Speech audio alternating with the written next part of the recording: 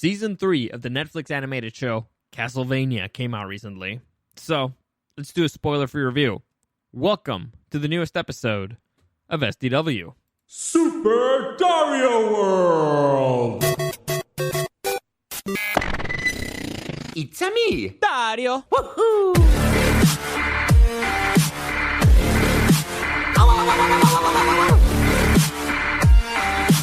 Let's go! Alright, so for those of you who don't know, let me just explain to you what Castlevania is exactly, at least the TV show. And I'm not going to go into what the games are, because there's a lot of them. But just so you know, the first part, if you've never seen anything, and I mean anything from the Castlevania series, it's fine. You can follow the series. It's fine. I'm not going to do any spoilers. When I start talking about Season 3, then I might get into a little bit spoiler territory, because you need to understand where that season started. But right now, Season 1 and Season 2, Castlevania, I'm going to talk a little bit about that, just so that you're not lost. Okay? You with me? Cool. Before I get into it, by the way, any comments, questions, or suggestions, you can find me at Dario the Show on Instagram or at SuperDario_World. Also, follow me on Facebook. I update everything there. And you can listen to the podcast anywhere, SoundCloud, YouTube, the iHeartRadio app, everywhere. Just type in Super Dario World, and you'll find it right there. Subscribe. That'd be awesome. Cool. All right. So, the TV show Castlevania is an animated TV show created by Netflix, and it started roughly about 2017. It's one of the more popular titles that they've had in the animated world.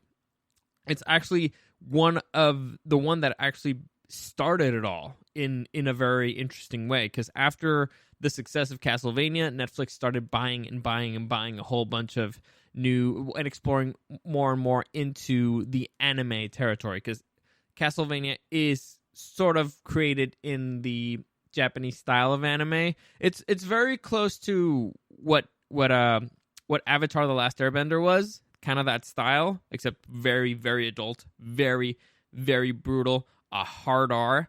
And for those of you who don't know Castlevania, it's the TV show is based off of a video game series called Castlevania, basically where you are you are a descendant of a lineage of vampire hunters, monster hunters, the family of Belmonts, and you're trying to kill Dracula. That's pretty much the premise of that story. So let me just read you the premise here, straight out of IMDb, of Castlevania, the animated TV show, because that's what I'm going to focus on. The first 2 seasons, they do kind of follow the lore of the Castlevania video games. Season 3, they decided to do their own original thing, and I feel like it worked out. But all right, so this is the summary of the show, straight out of IMDb. Okay. A vampire hunter fights to save the besieged city of an army of otherworldly creatures controlled by Dracula. I'm gonna have a lot of fun with that. I'm gonna have a lot of fun with those facts.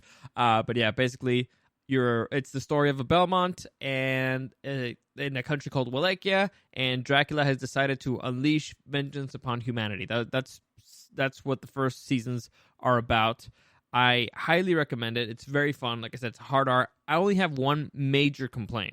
Well, it's not major, but I have a big complaint about the series overall. And the big complaint, particularly Season 1 and Season 2, has to do with something that a lot of people don't care about, but I care about it a lot, and that's sound design. I hate when they don't make the world feel real via your ears. I mean, what you see visually, it's fine, but they need to add a few extra effects sound-wise to make it sound more real. Like when people are walking, you hear steps, but you don't just, like, if you're walking through the woods, you should hear like wind in the leaves. There's animals there should be life. Maybe, I don't know, crickets in the distance, stuff like that. Give it a little bit more ambiance. And I remember Season 2, there was a scene where a character was walking into a throne room, and there was a whole bunch of generals having you could see that they were arguing, and you could see that they were arguing loudly, but you couldn't hear anybody. Like, he just walks in, and you can hear this dude's the dude's footsteps, and the lips moving, but nothing. And so I was like, who the fuck is their sound designer, man? And so that dude should have been fired, and I think he got fired for Season 3. I don't know, I didn't really check. But good, because he sucked. And so Season 3, they kind of fixed that. And so Season 1 is 4 episodes, so you can watch. It's like 25 minutes an episode, so it's like 20 minutes, really. And you go through that really quick. It's really good. really good. Season 2 is a little bit longer. I believe that one's eight episodes. Also really good.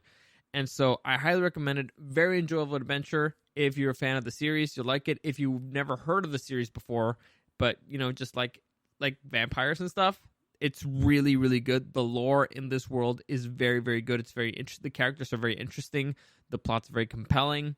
The villain is fantastic. It's Dracula, Vlad fucking Tepish, and so I highly recommend this show. It's really good, and this is the second success that Netflix has in an adaptation of a video game. So Netflix is nailing video games when they're adapting them to a TV show. They're doing really well. They did The Witcher, Castlevania. They did it first, so I guess this was their actual first big success. But good stuff overall. It's like they're doing really good stuff over there, especially on the animated side. Not too big when they do 3D animation stuff, but 2D animation is really good. And this show is brutal, man. It's brutal. They don't pull any punches at all. It's bloody, it's violent, it's gory. It's very much a hard R. I highly recommend it. All right. So that's Season 1, Season 2, no spoilers. Now I'm going to talk about Season 3, and this may involve a few spoilers. So if you care about that stuff, I recommend you stop listening right now. And, well, actually, no. I recommend... Season 3 is very good.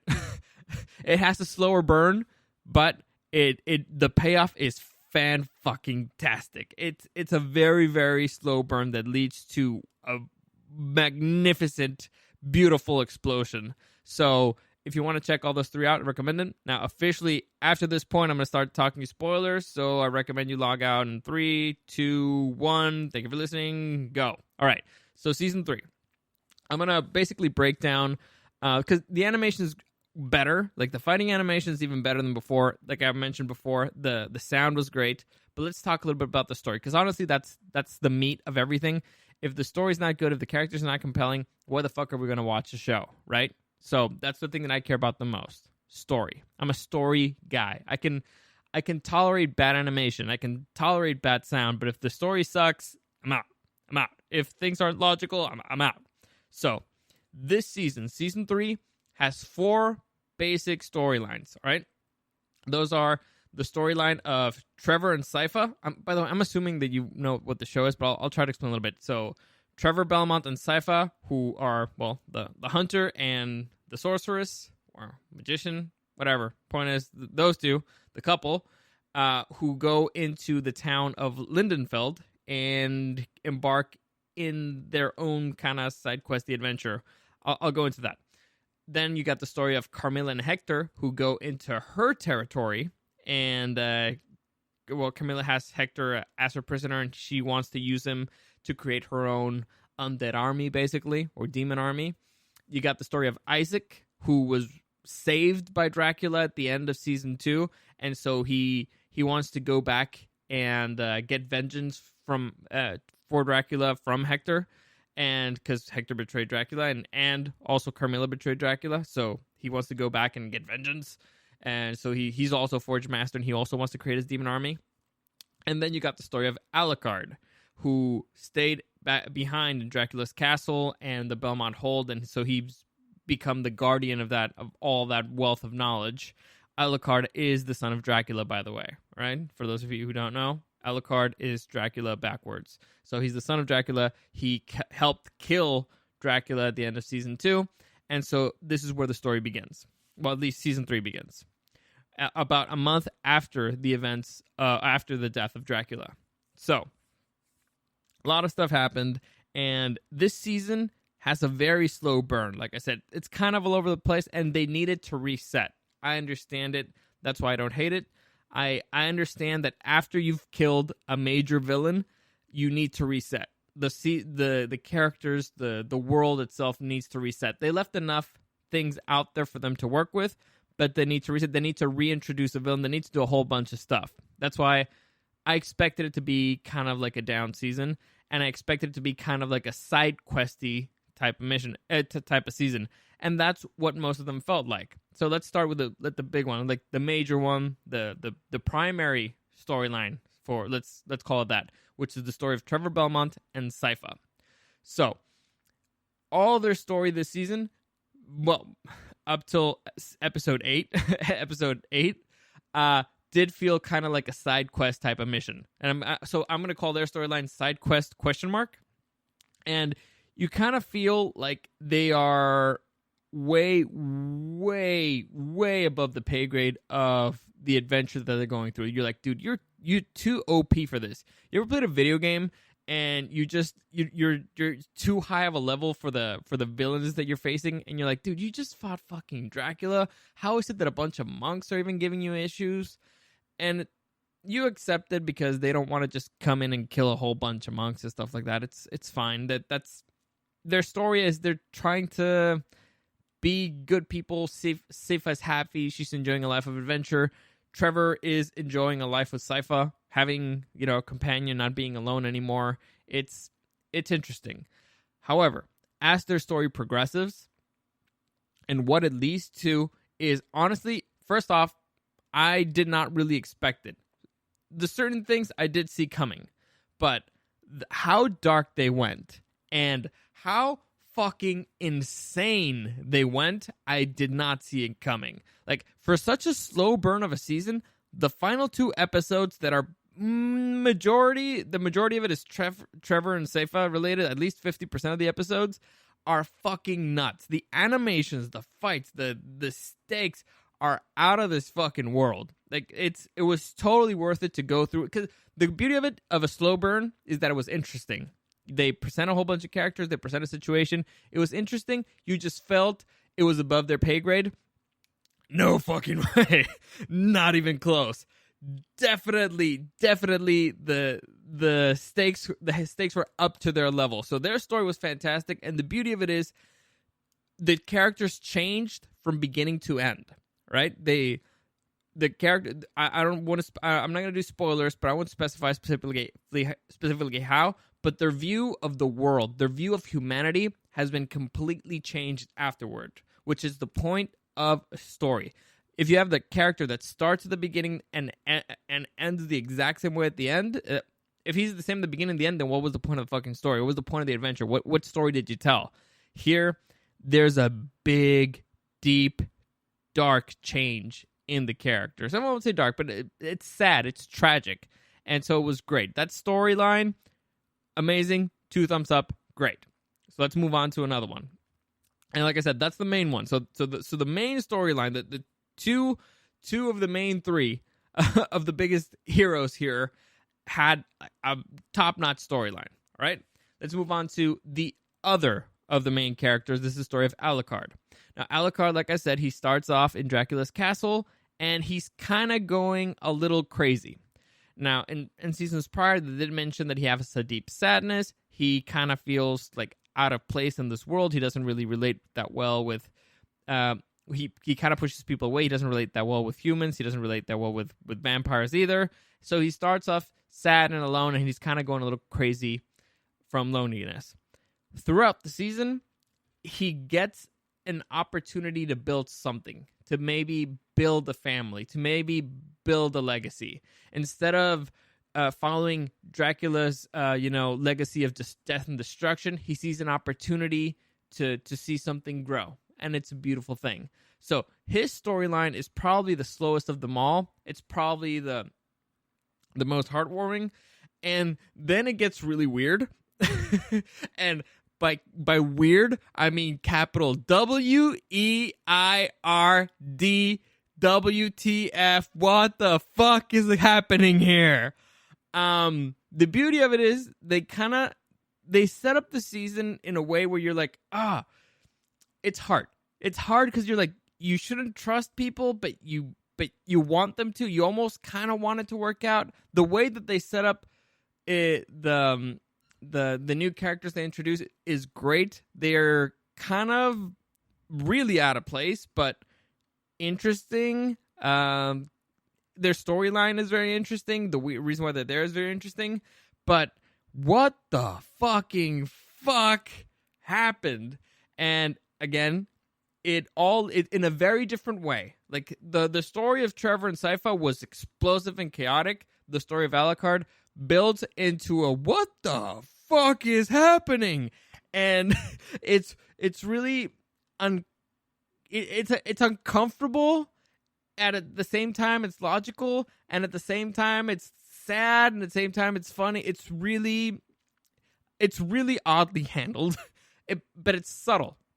Where the stakes of one storyline are, let's say, the world itself and humanity, the stakes of Alucard's story are closer to his soul, his heart, and stuff like that.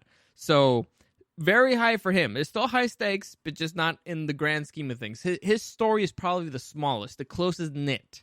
It's and again, he starts the story one way, he ends it in another for the events to transpire. So it's like, it's how his interaction and with other people lead him to drastically change, or at least it appears that he is changing in a drastic sense. We're not exactly sure yet. He could just be having a bad day, or he could be having a good day. Who knows? Maybe he learned some stuff. We'll see. But again, interesting, just kind of slow. And it's an interesting thing to do with probably your most powerful character. I mean, Sifa is OP as fuck, right? But supposedly the most powerful character of the trio there is Alucard. So it's interesting for them to not use the most powerful character in the most physical way. They used him in a very different, like almost paternal way. So that was interesting to do. And some characters can't do it. Some characters are like, I don't want to see him. He's a bruiser. I want to see him as a bruiser and stuff like that. Here it was subtly done, well handled, and it did leave you kind of like, what the fuck am I seeing? What's happening here? So good overall, great storyline. So you got the three main characters and their storylines, great. Now let's go over to the antagonist side, right? The two storylines of the antagonist here. So at the end of season 2, we have Carmilla, who convinces Hector, a Forge Master. Like I said before, Forge Masters create demons. And so Carmilla, a vampire, convinces Hector to betray Dracula. She betrays Dracula herself. And things go very, very wrong for both of them. And Carmilla ends up betraying Hector too, beats the shit out of him, and imprisons him, and takes her back to her country because she's going to force him to build an army for him, right? That's pretty much how those two ended up at the end of season 2. Isaac was sent all the way across the world, and he decided, you know what? I might like an army. And so he decided to start building his own demon army and going back to find vengeance for Dracula. That's it, right? So let's start with Isaac first, because I feel it's the easiest one to explain. Isaac starts basically with the same plan as the end of the previous season. He wants to destroy all humanity. He's in the hunt for vengeance, which would be killing Hector and Carmilla, but he's also on a quest for vengeance, but he also wants to destroy humanity. Like, it's all you bastards. However, along the way, he discovers that, you know what? Was that really my plan, or was that just Dracula's plan? Like, what does Isaac want? And so, in an odd way, throughout the season, as he's gathering more power and more demons, he also starts to find kind of peace, and he starts to relate a little bit more with humanity. It's an interesting. His philosophical journey is extremely interesting, and again, it feels kind of for Isaac, his journey was very interesting because it starts being kind of like an odyssey. You know, it's like, okay, he's just going to be traveling. That's the season. For him, it's going to be like, all right, he's going to arrive at the other country, and that's going to be the big buildup. However, they throw in like a side boss kind of there at the end, and again, holy fucking shit, bonkers. just again, his title, the title of his season could also be Odyssey Side Quest ?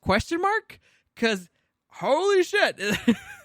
It also goes, things go way, way, way out of control, way too fast, and you're like, the only issue with Isaac's story is that they didn't build up his actual villain more. Like, there's something to the surprise of it, but I would have liked a little bit more of a build up, you know? Because it came out of nowhere. I'll give it to you. The surprise was great. Like, again, I did not expect episode 9 for such a slow burn of a season.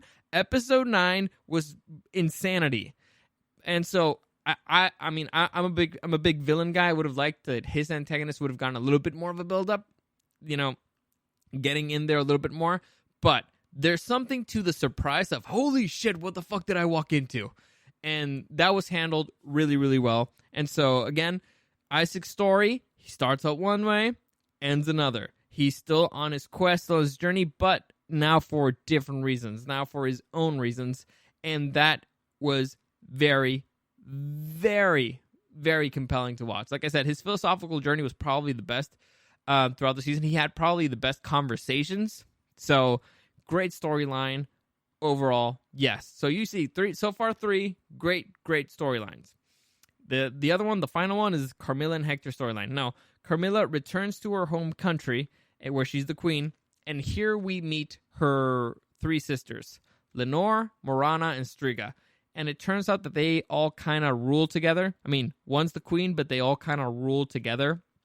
It's a weird system. I'm not really sure how that would work out. I guess the way they explain it is Carmilla has an idea, and the other 3 make it happen. One's in charge of the military, the other one's in charge of logistics, the other one's in charge of like administration, basically. She's the accountant, and another one's in charge of diplomacy. And so basically Carmilla's plan is the world of humanity is in chaos. The world of vampires is in chaos. Let's conquer it. Let's use this Forge Master that I just beat the shit off and I tortured and I put in our dungeon, and let's make him create us an army. Then, however, the issue there is, Forge Masters, when they create a demon army, the demons are loyal to them. So you'd basically be giving the dude who just tortured an army to use against you. That's not going to work. So Carmilla's storyline, honestly, Carmilla's not very relevant in the storyline. It's more about the sisters. Carmilla's just kind of there, and she's just purely evil. She's probably the most evil character this season, and I mean just pure evil. In the sense that they enjoy it in a macabre way. Like she gets pure. You know what? That's really hard to say because there's actually a lot of evil characters this season. Now that I think about it, but I'd still give her the crown. No pun intended. So I'd still probably give her the crown, but she's not as important to the story. You get to see how important the sisters actually are, and so the sisters are the ones that are trying to make her plan happen, and through Hector, you get the interest. The interesting thing there is the interactions between Lenore and Hector. It's a very odd mind game of manipulation, seduction. You're not exactly 100% sure who's playing who, or who's allowing themselves to be played, or how much of it is actually happening. How big of an idiot an actual character is. It's interesting, and the way that it plays out at the end, you're still kind of wondering, like, was this done as to be played, to be done for a good reason, for bad reason? It's very interesting done. Manipulation, the manipulation storyline there is great. Again, subtle, small, but very, very interesting to watch. And so the season ends in a high note it ends with a bang. The whole season ends with all 4 storylines end with a bang. And so some of them literally. Actually, you know what? Scratch that. All of them literally with a bang. And so the story, even though they were like rebuilding, they were resetting the board, things are set up for season 4, for season 4 to be out of this world great. If they continue on this path, if they continue with the same storyline, if they build upon if they continue building upon what they set up here, this season 4 could still be the best one. So they just kept amping it up. It's one season's been better than another. This one kind of lacked the villain, and I mean like the big bad, but did it really? Because at the end, the stakes were still equally as high, and they did feel as epic. So even though, like I said, slow burn. And the slow burn, you do feel like, oh man, I wish that there was a little bit more, there was a more big bad. But at the end, you don't miss it at all. You don't. So Again, very, very well made. I highly recommend it. It's a short series, and like honestly, season 1, 4 episodes, season 2, 8, season 3, 10. You can binge watch it super quickly. It's a fun watch, and like I said, if you're into like hardcore brutal stuff, like it doesn't pull any punches. The story is it's brutal, not for its own sake, not for brutality's sake. It's brutal because this is life and this is their world, and humanity sometimes suck, and demons definitely suck, and vampires definitely suck. And so you get to see the ugly side of all of them. You get to see the good side of all of them. And you know, when you see the ugly, it's they don't pull any punches. And so I highly recommend it overall. Season 3, honestly, it's one of my favorite seasons that I've seen on any show this year. So hope that means anything to you. It meant a lot to me. I really enjoyed watching it. Okay, that's it. I think anything else I have to add for that? No, that's it. So fix the audio issues. It's the longest season yet. Slow burn, but honestly, I thought it was worth it. So that's it. Any comments, questions, or suggestions, like I said before, you can find me at Dario the Show or at Super Dario Period World. As always, thank you for listening, and I'll see you again next time.